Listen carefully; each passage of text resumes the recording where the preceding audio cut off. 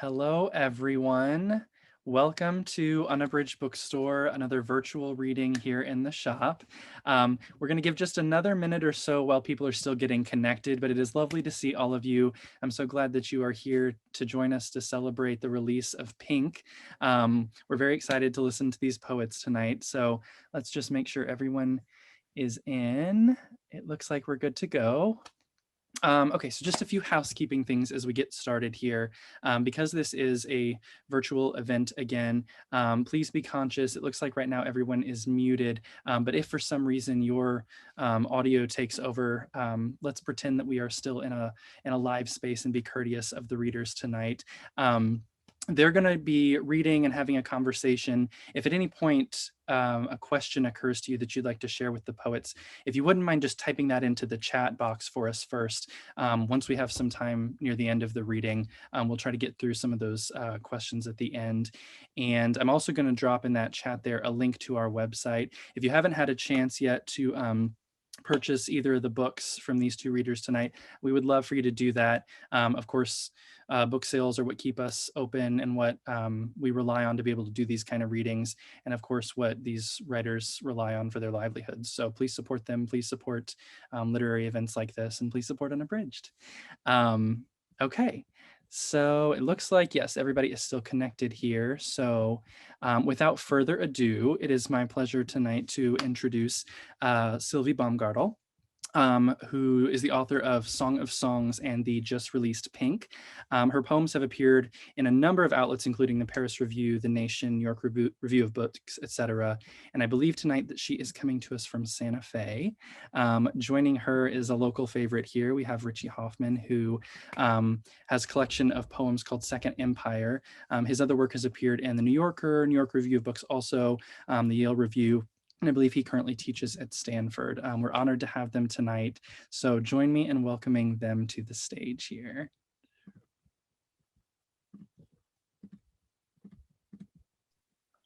Thank you, Matt. Thank you, Matt. And thank you, Unabridged.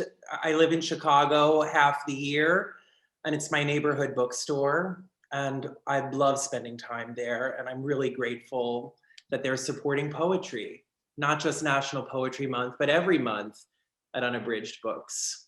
I feel like I have furniture made of poetry remainders I've bought there. So it's really special for me to get to be here with Sylvie and to celebrate her incredible book, Pink, which you all should buy. Sylvie has really become one of my favorite poets and a friend the last couple of months. And we kind of thought we'll do this reading a little bit differently since we're both somewhat non-traditional in our way. We thought we would begin by reading a poem by the other poet, and then rather than reading in chunks, this elegant word I think of readings as in chunks, we'll go back and forth and read poem by poem, just a few poems, keeping it short and sweet. So I'll read from Sylvie Baumgartel's Pink. This poem is called Family. My father watches me climb a pyramid and get beheaded. Westinghouse washing machine says, doctor, doctor, doctor on the wash cycle. And good cheese, good cheese, good cheese on the rinse cycle in a squeaky voice like a rat. My mother scatters wildflower seeds in her new perm. At night, she knits a green acrylic dress. She's waiting for the stones to tumble down the mountain and smash the house. She's waiting for another baby to save yesterday. My mother combs out of her hair, lutefisk, a broom, a reindeer, wooden shoes, shortbread. She braids me in, combs me out. How do you make a brother? At night, we press our bodies into our dark, sleeping bodies. I thought my brother was for me. I climbed into his crib and tried to eat him. Don't ever do that again. But I did. I painted my toenails pink with stolen polish. My father drove a truck he called Ghost. I tried to eat my brother again, but he was too big.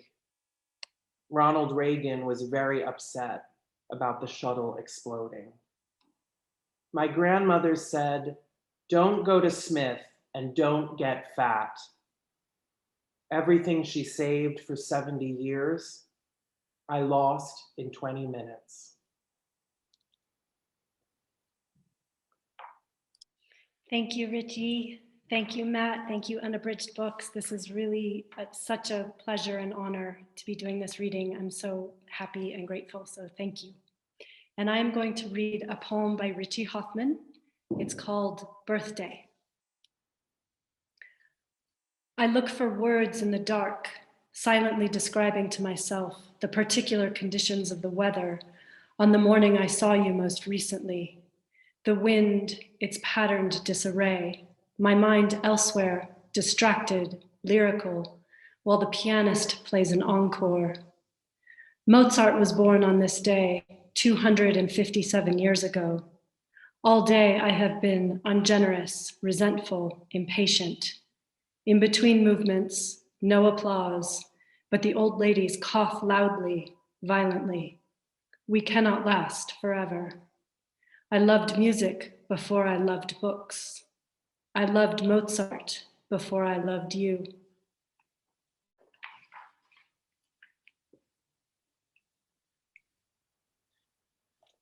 So I've been thinking about James Merrill really my whole life. And I thought I'd start with a poem for James Merrill from my first book, Second Empire. And it's a rhyming poem, or the rare rhyming poem.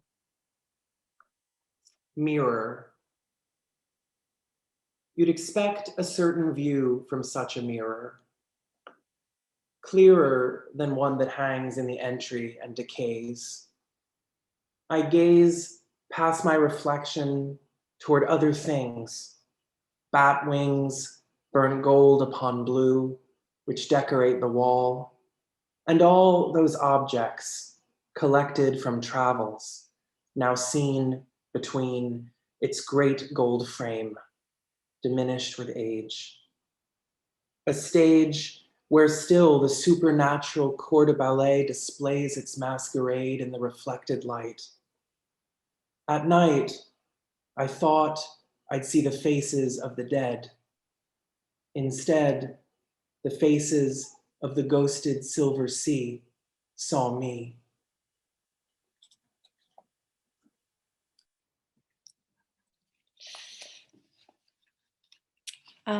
I am going to read a poem from Pink called Cum Clave.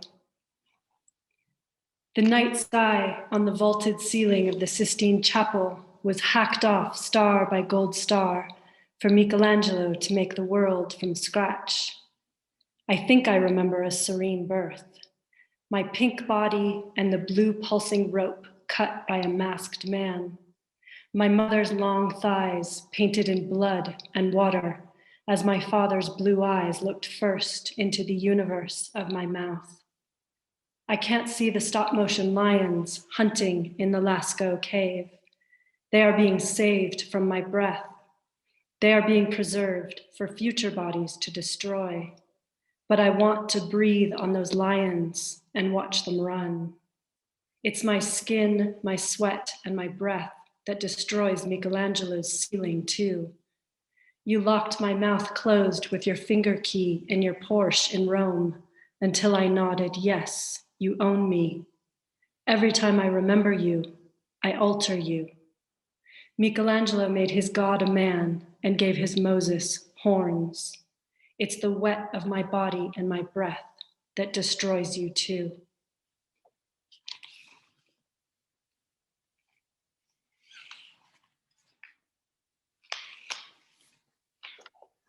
The Romans. It doesn't take long to find a new lover. He takes a Polaroid of me on the steps of the chapel. My eyes are full of him.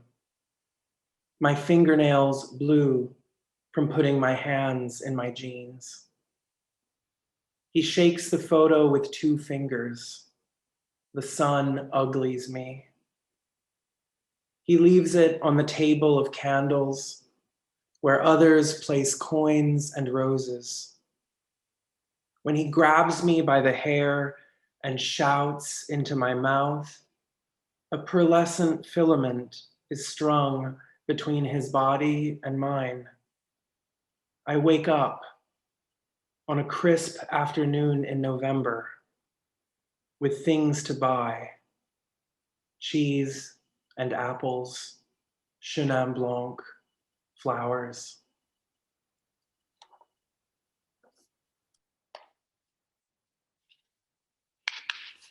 Black. God is a brain on the ceiling of the Sistine Chapel. Michelangelo created the end of the world with divine God in the shape of a human brain, complete with glands and brainstem. Our reptile and our please and thank you. Our sight inside seeing and that which grows our body hair and smell. Michelangelo destroyed almost all of his drawings in a bonfire, probably so he couldn't know how much work went into his work. A bonfire comes from a bone fire. There was a thief who stole a Gutenberg Bible from a Harvard library so he could read the original truth. He stole the book all dressed in black. He became a porn star because he could put his penis in his mouth. He said that swallowing his own sperm was the creation of eternity, and he desired to make the world anew. He loved the color black the most because it's infinity.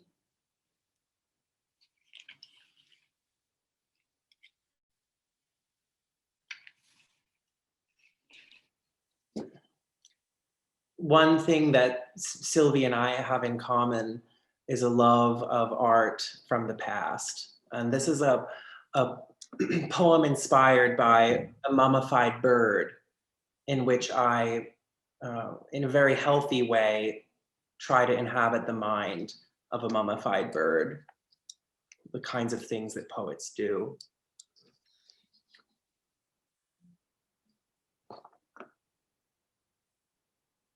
Mummified bird.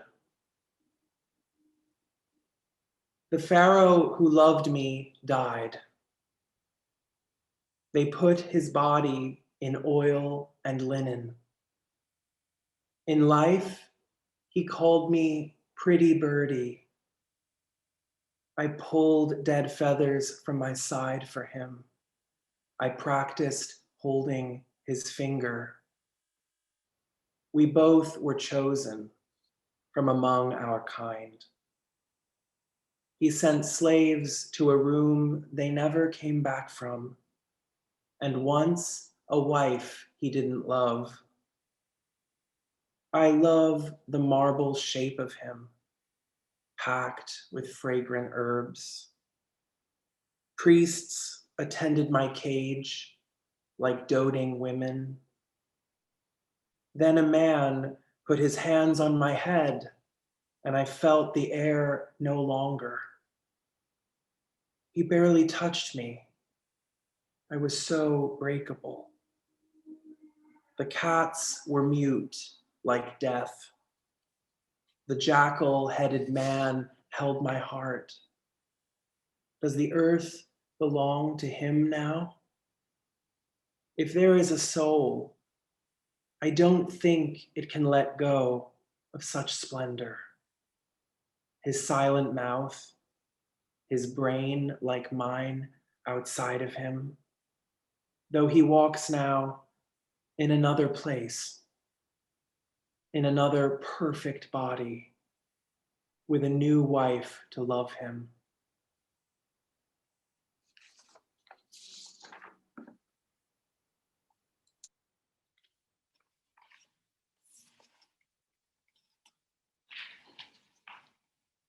Gramercy Park. The windows around Gramercy have eyes. We look, they look back. A brook cut through the swamp. The Dutch called it kroonmesje, little crooked knife. A little body of water is a dagger, a bigger body is a kill. The Dutch came for beavers and named us all to pieces. Baghdad is a swamp of killing. Gramercy is a kill 2 acres big.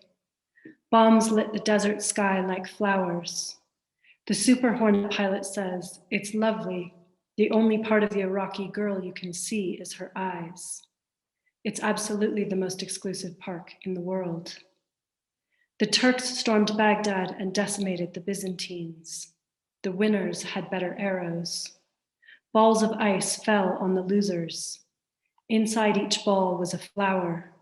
The flowers in the ice balls looked like eyes. When you live on Gramercy Park, you get 2 keys. The doorman keeps them both.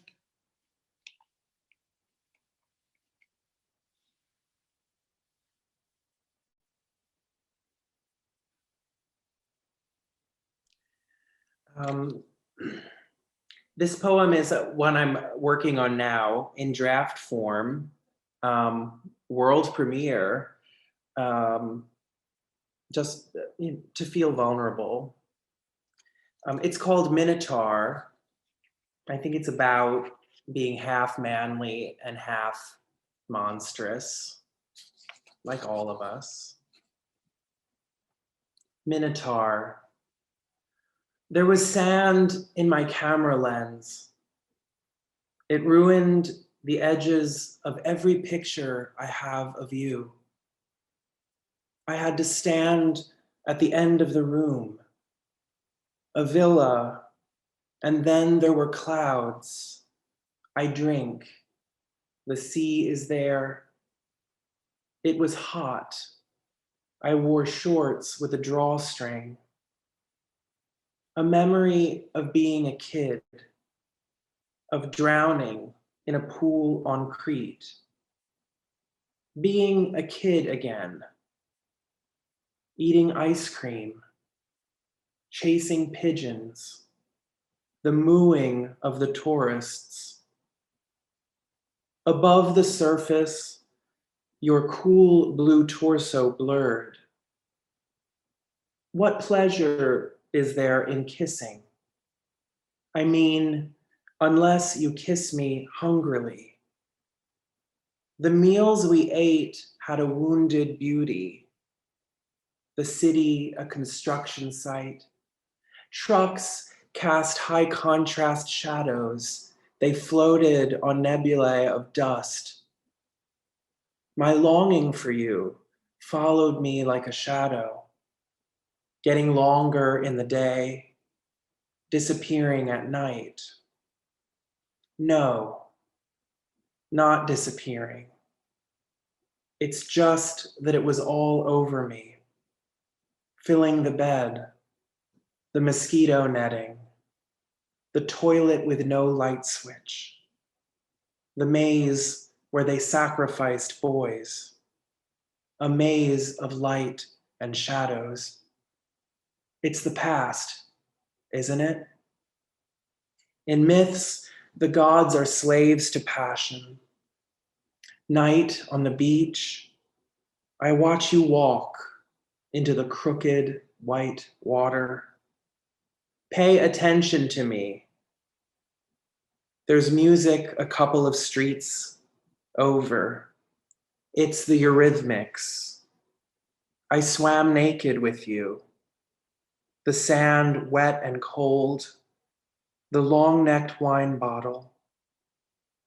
I searched my heart to give you something. If we were younger, I could have given you my sleep. You could have drowned me. No one would have known. We shared a small towel, teal with stripes, the black of your groin. Your body was yours and no one's. Mosquitoes rose unbeautifully. I could fall in love with anyone. Sand ruined the edges of the towel. your blood mixed with someone else's.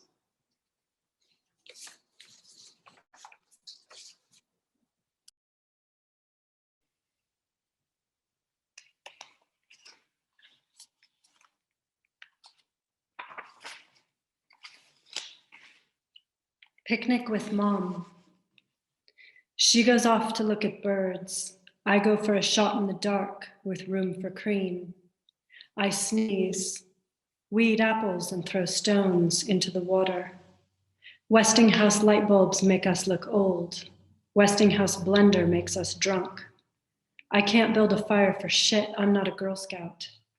She is tall in wooden shoes. I am a whore in heels. I put her braid in my mouth and bite down hard.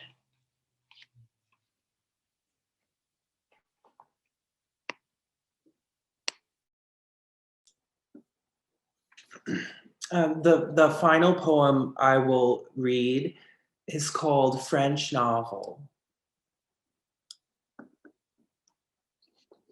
You were my second lover. You had dark eyes and hair like a painting of a man. We lay on our stomachs, reading books in your bed. I emailed my professor. I will be absent from French Novel due to sickness. You put on some piano music. Even though it was winter, we had to keep the window open day and night. The room was so hot, the air so dry, it made our noses bleed. With boots, we trekked through slush for a bottle of red wine we weren't allowed to buy. Our shirts unbuttoned under our winter coats. The French language distinguishes between the second of two and the second of many. Of course, we'd have other lovers. Snow fell in our hair. You were my second lover. Another way of saying this, you were the other, not another. I could listen to you read endlessly.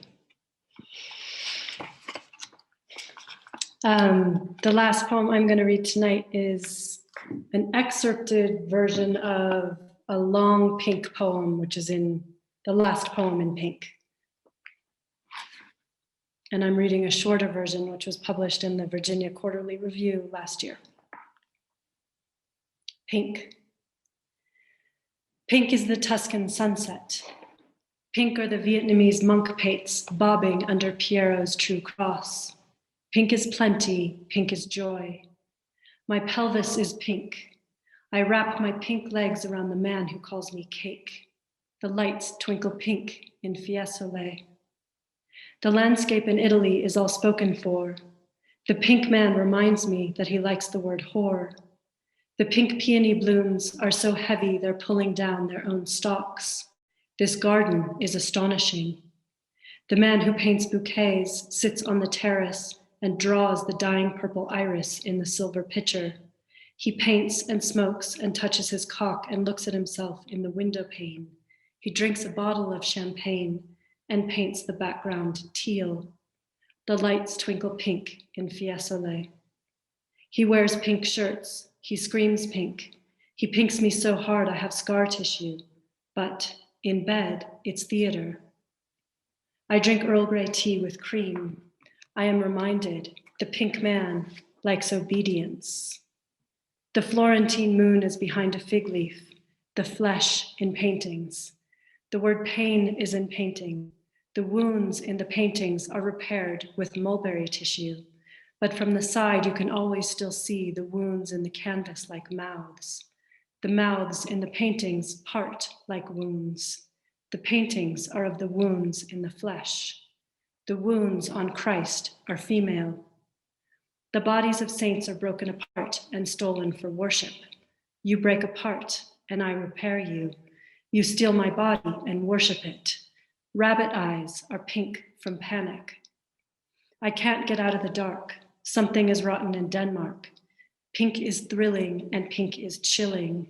Pink is my darkness, clearly. I swallow your pink entirely. Florence violently seized Fiesole, and Rome bullied Florence. The origin of the word bully is lover. Florence is a flowering sword. The sack of Rome, the siege of Florence. The lights twinkle pink in Fiesole. Orto in Italian is garden. In Spanish, it's asshole. That about sums it up, you said. The goddess of war is the goddess of poetry. They both spill blood, pink and red. You broke apart and I restored you. You broke my heart and I adored you. The statue of the court dwarf straddling a turtle in the Boboli Garden's mouth is full of thick white spiderweb. I use my mouth, but not to speak. My fingers are stained black from artichokes. My neck is sore from where you choked me. Lord, please increase my bewilderment. The God of ecstasy is also the God of rage. I climb inside you and you scream me born. Florence is the birthplace of the vanishing point.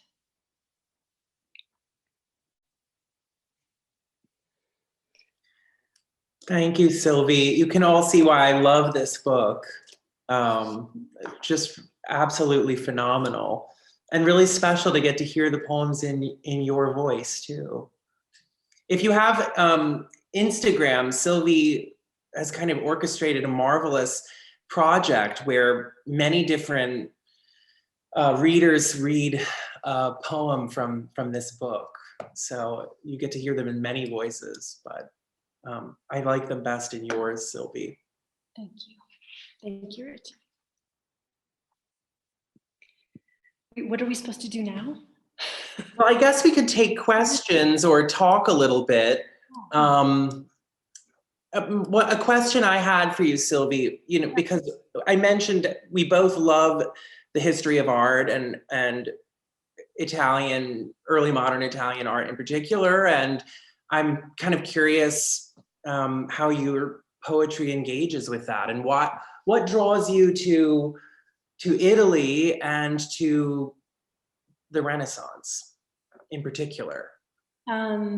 Well, there's a raw honesty to Renaissance art that I adore, and I feel like it resonates with me. So I feel like walking around Italy is actually walking around my deep psyche, because it confronts, whether it's in the street or in a museum or in a church, the art everywhere is full of violence and suffering and ecstasy and joy and birth, death, resurrection, terror, the wicked, the sublime, all of these sort of archetypal and very sort of basic emotional states. And I feel like that we are emotional energy. That's what we're made of, whether we like it or know it or not.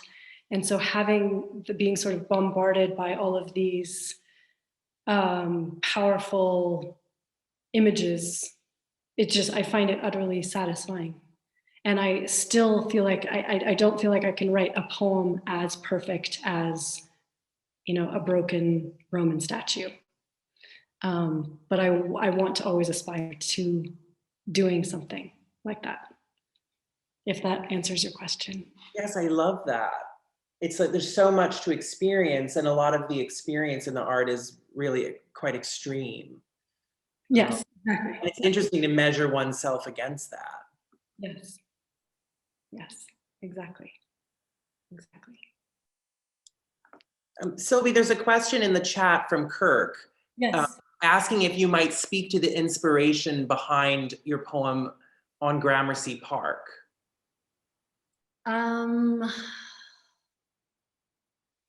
It's a good question, Kirk. I don't know exactly. I'm trying to remember. Gramercy Park is one of the poems. Some of my poems take me years to write, literally years. That one probably took 6 years to get right. At first, it was 10 pages long and sort of all over the place.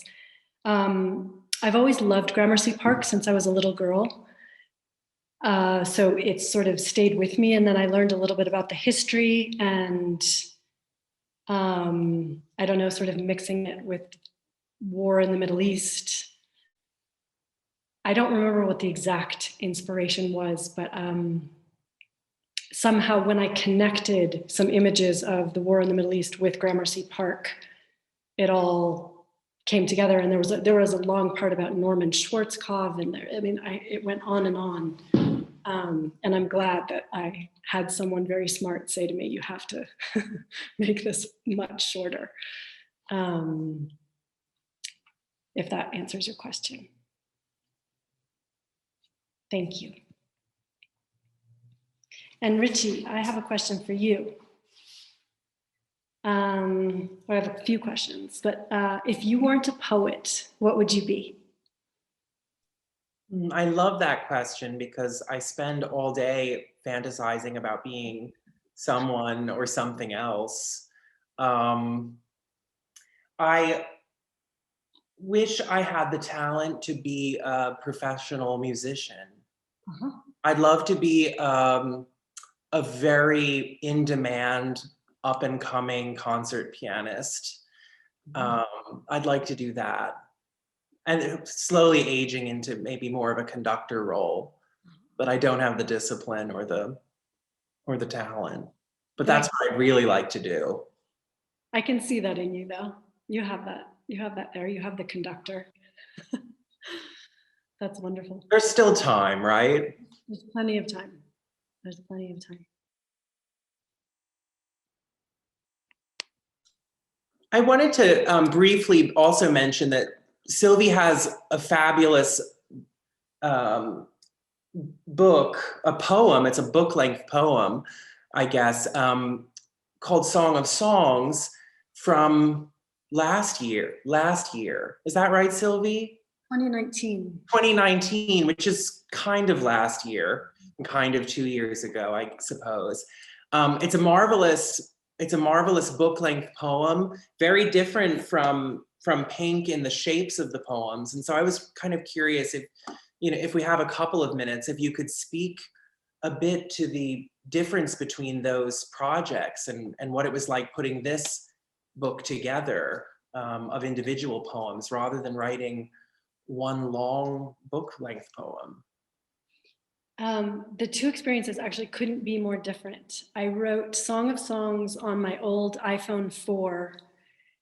I wrote the entire book on my phone. And so every word was very deliberate. And every word, I didn't actually edit it after I wrote it. And Jonathan Galassi didn't edit it after he took it on. It was a great way for me to cut the meat from the fat to write on something where, because I'm not very good at typing on my phone. And it came rather quickly, was just sort of came out, was one thing, finished. And Pink was sort of the opposite of that. It took a decade to write, many rewrites, many edits, lots of fat that needed to be cut. So it was a very different experience, but I don't prefer one over the other. I'm happy having both experiences, and I hope to keep working, doing it differently. And I can't bear to keep typing on the phone, so I'm not sure I can do that again. It's a good form of discipline, I imagine. It was, yes. There's a question in the chat that's very interesting about the question is, do people in your lives recognize themselves in your poems? And what is it like if they do? Who asked that? That's Mary Lee. Oh, Mary Leah. Mary Leah. It's a very complex question. And I'd be really interested to know what you think, Sylvie, especially since I find your poems very intense and interested in capturing extremity of experience. What is it like for them to be in the world, and do people see themselves in them? I want to hear your answer to this question too. I would say that mostly people so far, knock on wood, haven't been very upset with me about being mentioned in poems. And I think sometimes people recognize themselves and sometimes I might get away with them not, which of course is preferable. And my mother, strangely, is very supportive of the poems that I write about her, even when they are not always very flattering. But I appreciate her giving me free rein to write about her how I like. So that's nice. And as far as ex-boyfriends and things like that go, mostly it goes unnoticed, I think.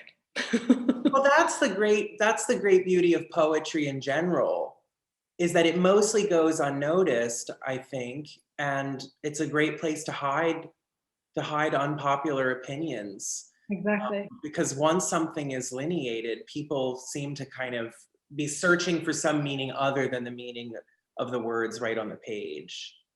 Sure. I think about it. And my next book is called 100 Lovers.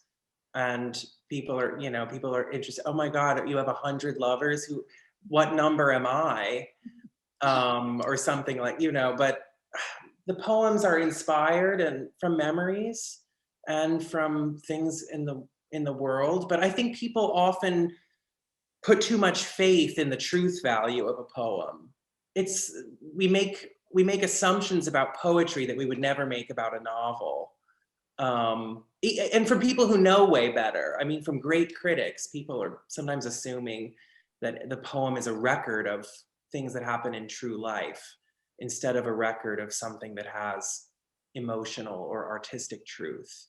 And those don't have to be the same thing. I guess that's what I keep in mind. But it comes from life, but it's then transmuted in the poetic crucible. It becomes something other.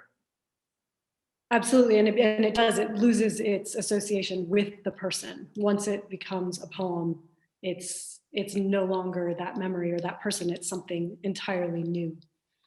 And often things, I'm sure, Richie, you have this experience where things get mixed in a poem. It's not necessarily all about one real person, but it's imprints of various people and some perhaps fictive, just poetic additions. No, that's absolutely right. And I think a reader approaches that differently than you or I might as the writer of those poems too, because our knowledge of where the poem comes from might not be apparent to a reader who might have a totally different imaginative engagement with it. And that's what makes that process exciting, because it's going to be someone different for everyone. And you somehow recognize yourself in other people's poems and in poems that aren't about you. It's like one of my abiding research questions as someone interested in poetry of love and sexuality is like, why are we so drawn to other people's love poems that aren't written for us or about us? What is it about being in that intermediary space between the poet and the beloved that is so intoxicating for all of us as readers and beholders of the art? Yes, that's wonderful. It's because it is for all of us. We can all access that space. That's right. Yeah. Richie, wait, where did my questions go? What was the first poem that you loved?